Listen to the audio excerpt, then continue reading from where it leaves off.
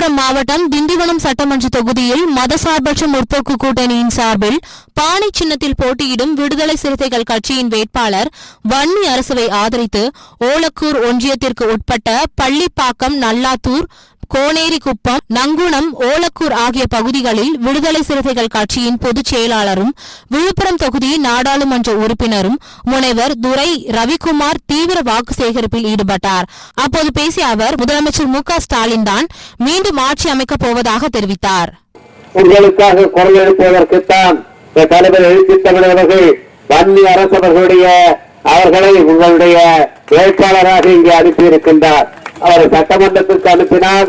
இந்த பகுதி திண்டிவனம் பகுதி என்பது விவசாய பெருங்குடி மக்கள் வாழ்கிற பகுதி, விவசாயத்தை நம்பி வாழ்கிற பகுதி. இந்த பகுதியில விவசாயிகளுடைய மேம்பாட்டுக்காக இங்கே நெல் உற்பத்தி செய்கிறவர்கள், அதுபோல உளுந்து பயிர் உற்பத்தி செய்கிறவர்கள், அதுபோல இங்கே எண்ணெய் காய்கறி உற்பத்தி செய்கிறவர்கள், இவர்களுடைய நலன்களுக்கான அனைத்து நடவடிக்கைகளும் மேற்கொள்ளப்படும் என்பதை உங்களுக்கு தெரிவித்துக் கொள்கின்றேன். இந்த நெல் கொள்முதல் நிலையத்தை உடனடியாக திறப்பதற்கு நாங்கள் நடவடிக்கை எடுப்போம் என்ற வாக்குறுதி உங்களிடத்தில் வழங்குகிறேன். நீங்கள் இதற்காக தேர்தலை புறக்கணிப்போம் என்ற அறிவிப்பை ஒரு துண்டறிக்கையில வெளியிட்டிருக்கின்றீர்கள். தேர்தலை புறக்கணிப்பதன் மூலமாக இதை நாம் சாதிக்க முடியாது.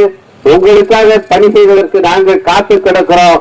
எனவே நாங்கள் அதற்காக நடவடிக்கை எடுக்கும் போது நீங்கள் தேர்தலை புறக்கணிக்க வேண்டிய தேவையே இல்லை.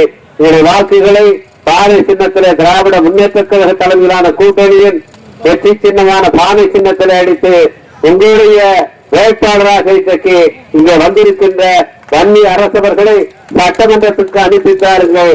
உங்களுக்காக இங்கே குரல் எழுப்புவதற்கு அவர் தயாராக இருக்கின்றார்.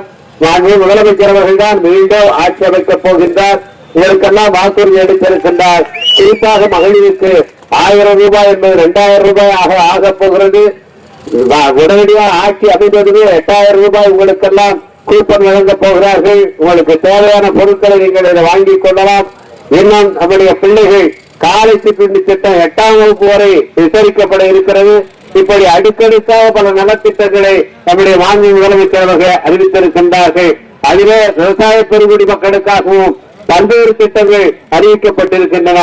அந்த திட்டங்கள் எல்லாம் செயல்படுத்துவதற்கு, உங்களுக்காக வாதாடுவதற்கு, உங்களுக்கு இந்த பகுதியில ஒலக்கூர் பகுதியில இருக்கின்ற விவசாயிகளுக்கு அந்த திட்டங்கள் எல்லாம் வந்து சேர்வதற்கு, உங்களுக்காக குரல் கொடுப்பதற்காகத்தான் வன்னி அரசவர்கள் உங்களிடத்திலே வாக்கு கேட்டு வந்திருக்கின்றார்.